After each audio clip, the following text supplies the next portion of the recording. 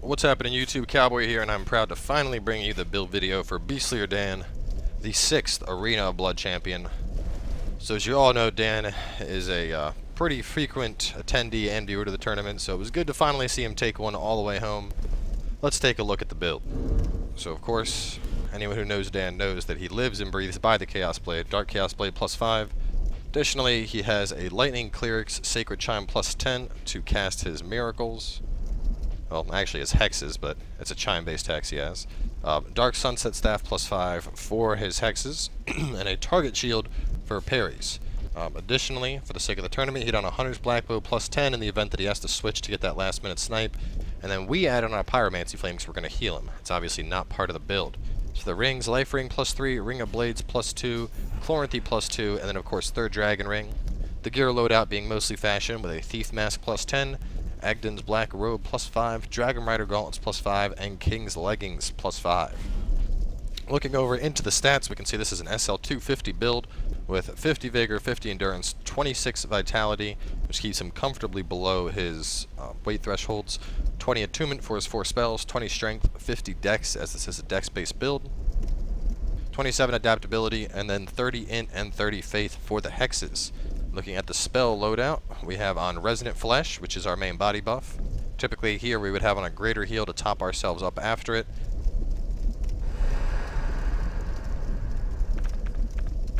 Just to show you what I'm talking about, because we also have the Life Ring on.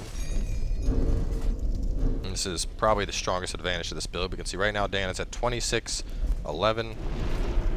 If we cast that Resonant Flesh, you can see we are up to 31-34, so quite a bit of extra health coming in. Of course, as I mentioned, Greater Heal, our weapon buff is a Dark Weapon, and then of course we have a Dark Orb to give us 1 ranged spell option. That being said, you all know how this works. We're going to pull in 5 combatants, have Dan duke it out with them. We will see if he can go 5 and out, similar to how he did to get into the tournament. Of course, the main disadvantage being under that in the tournament, it was a fashion-based tournament, and here it's no holds barred. So if a stacked out Havel monster happens to come in, Dan must beat the stacked out Havel monster. And all the freaking signs are disappearing. What a lucky day, and I think I got a fresh one. Nope. That player apparently died and jumped off a cliff.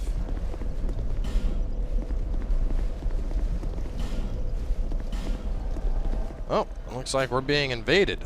That works. So Z-Book is up first. Dan's first opponent.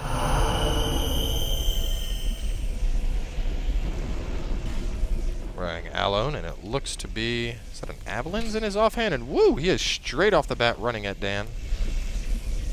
Simpleton's Ring as well. Oh, now he wants to bow. I like that. I'm going to try and cheap shot you, but... Oh, let me bow now. Let's see what he can do against Dan. Quick swing and a jump attack. Nothing so far. Let's see, no connection, but Dan did take the 50 damage from the Chaos Blade.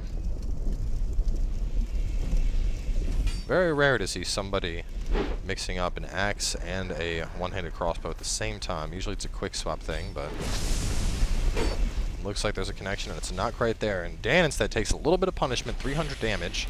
The Avalon comes out and Dan punishes that slow recovery period from the Avalon. Really hurting there. But, ooh, Z-Book getting caught by the backstab for 1133. One more hit should wrap this up. Dan going with the jump. It doesn't connect. He rolls out of the way, looking to get one more hit. Rolling through all the attacks Z-Book throws at him. And there's the final swing. Dan takes him down. Toss out a warming for our champion and get 2 more in here for him to take off. I also want to make mention that because the Chaos Blade does take away your health, in quick situations, Dan will swap the Chaos Blade out for a Dark Drift +10, which is an excellent katana in its own right. But especially when fights are really coming down to the wire, you don't want to have the risk of dying to your own Chaos Blade, so that is his swap option should the need arise. So let's get our next combatant in here. See if Dan can hold his record. He's healed up.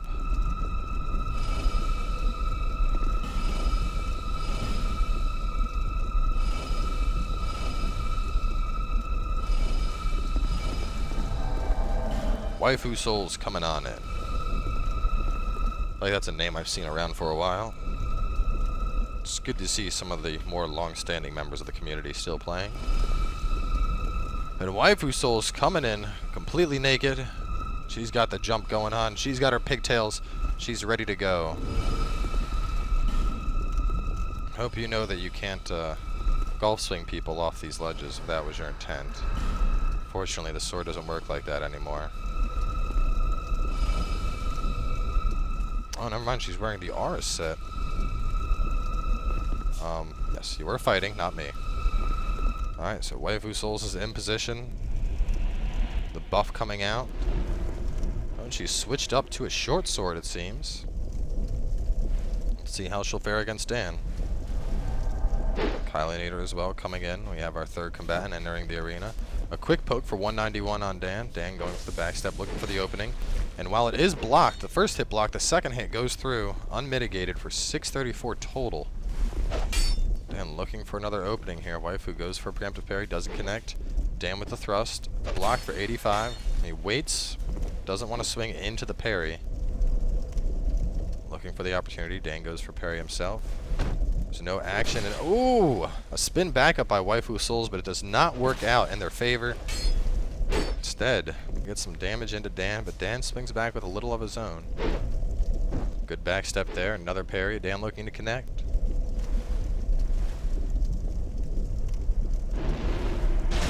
A dark orb cast. Waifu rolls out of it. Ooh, and a big follow-up R2 from Dan to take it on home. 2 down, 3 to go. Can Dan hang on and claim victory in his build video?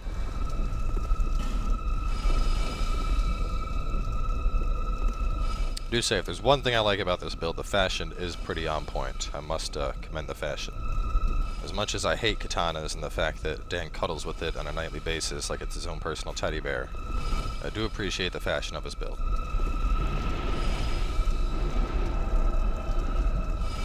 Third combatant, Kylenator 9 up next, first all day. Coming in slot to fight next. Will Dan take out Kylenator? Ooh, and a big opener for 579. A thrust coming in from Kylenator, it's not quite there.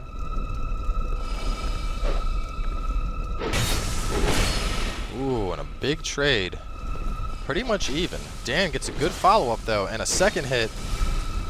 And a third. 1663, and Kylenator goes down, and the warmth hasn't even despawned yet before Dan eliminates the third opponent.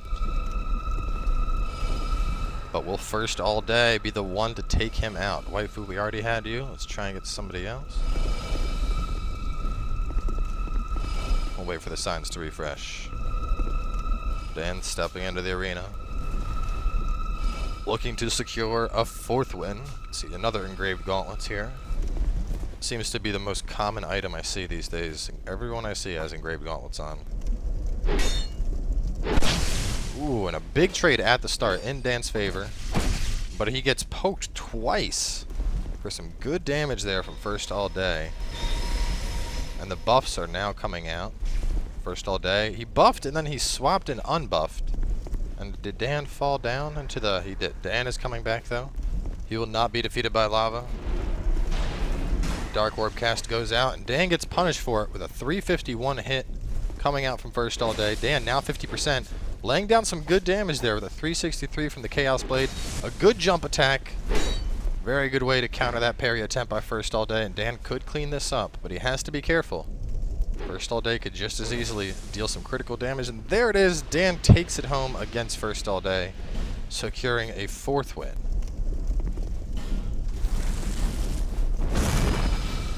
I'm gonna refresh the signs real fast. We're gonna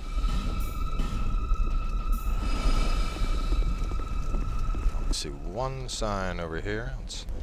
Let's try one of these. One of these people might come on in. Who's gonna be the fifth and final opponent?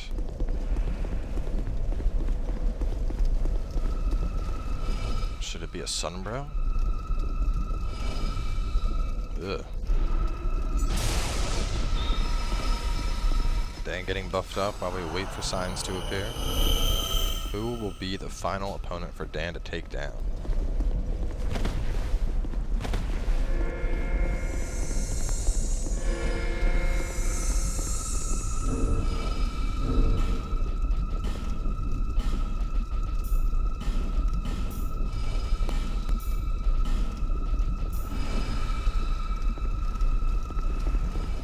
one sign on the ring swap refresh. Michael the Bean failed to appear. Let's try the sun, bro, because I'm not seeing any of those signs. There's some signs coming in. Alright, looks like M. Dunn may be the final combatant.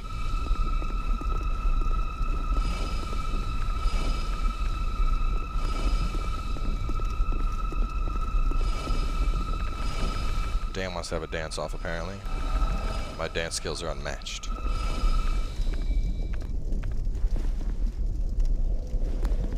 M. Dunn stepping on into the arena. How will he fence off against Beastlier Dan?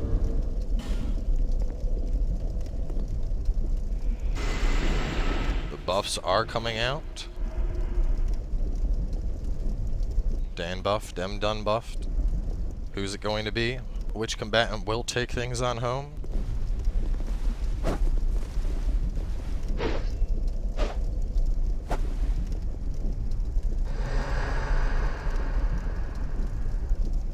Both combatants waiting for an opening, and M. Dunn strikes first. But Dan not getting away with nothing. He is going in, punishing M. Dunn hard there. 1300 with the 3-hit combo from that katana. Dan looking to clean this up fast, earn his 5th and final victory. M. Dunn isn't going to give him to him easily. And oh, there it is! An early roll, resulting in Dan taking it home. So, of course, in typical build fashion at this point, me and Dan will face off. It is now my job to vanquish Dan with his own Chaos Blade. True Souls fashion. Those who caught the stream the other night will probably enjoy this, as we had a extensive conversation regarding whether or not Dan could beat me or not. So now's the moment of truth. Let's find out. Dan gets 2 hits, 3 hits, 4 hits, and I'm busy rolling in on freaking summon signs.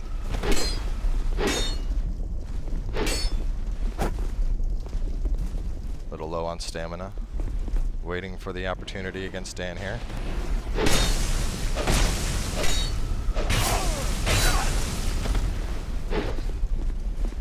You want to play two-handed Souls, do you, Daniel?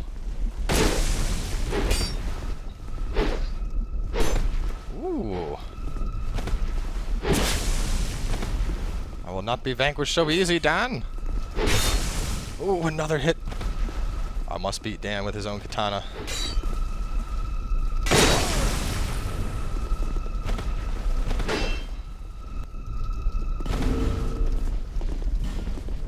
Shit, shit, shit.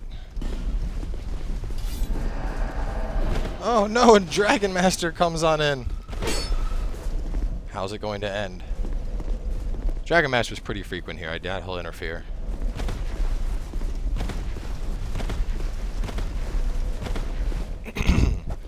Oh no! The sliding R1! Dead hitbox. Oh man. Had the good switch to Dark Drift and everything. But either way, that, ladies and gentlemen, wraps up the build video for Beastlier Dan. Thank you for tuning in. Hope you enjoyed it.